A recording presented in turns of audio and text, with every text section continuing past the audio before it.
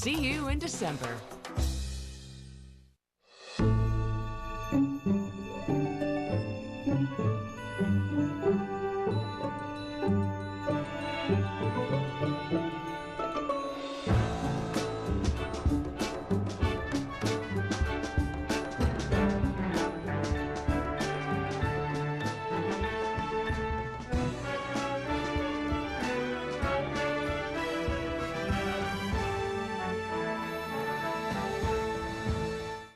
Hi, I'm Robert Osborne. On this last Monday in November, we have Chapter 13 of the documentary series, The Story of Film, An Odyssey.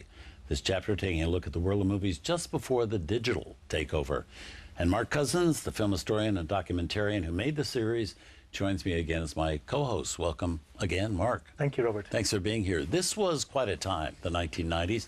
And you said early on when I asked you way back what your favorite era of films was, and you said, well, the 1920s and also the 1990s. You thought that was a spectacular era. Why?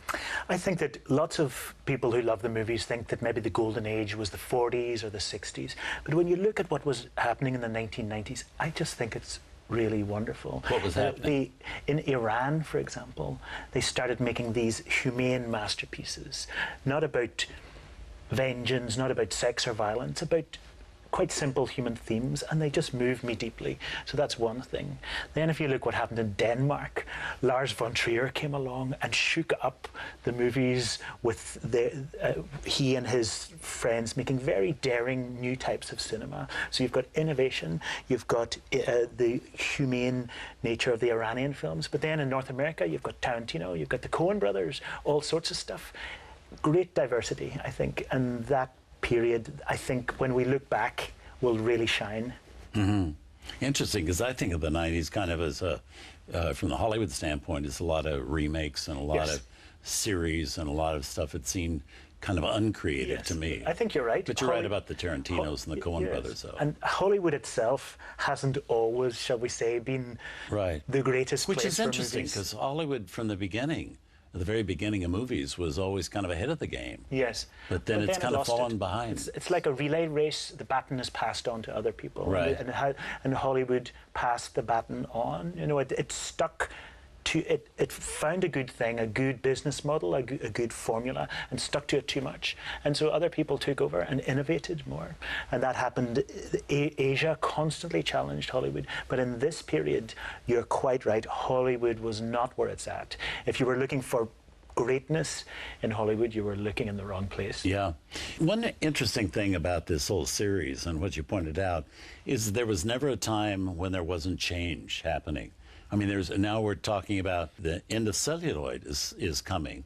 You know, digital is about to take over, and I don't think people were paying attention a lot to that. That kind of happened and knocked everybody for a loop. And totally, technology has always driven change. And when you think of when the cameras were really big and when they needed loads of lights, if you were trying to make a film with a child, for example, the child would be quite scared in those contexts, and you'd need a very strong-willed child like Shirley Temple to be herself within that context.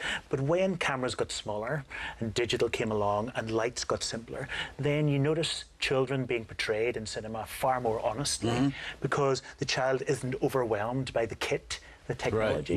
So as the movies grew up and as digital came along, it was possible to film more honestly. And you could go out in the streets with a small camera. Which was really exciting. Handheld camera. Very exciting. Yeah, it was a very exciting period. Yeah, I think so. Well, let's have a look. Here's the U.S. television premiere of Chapter 13 of The Story of Film, An Odyssey, subtitled The Last Days of Celluloid Before the Coming of Digital.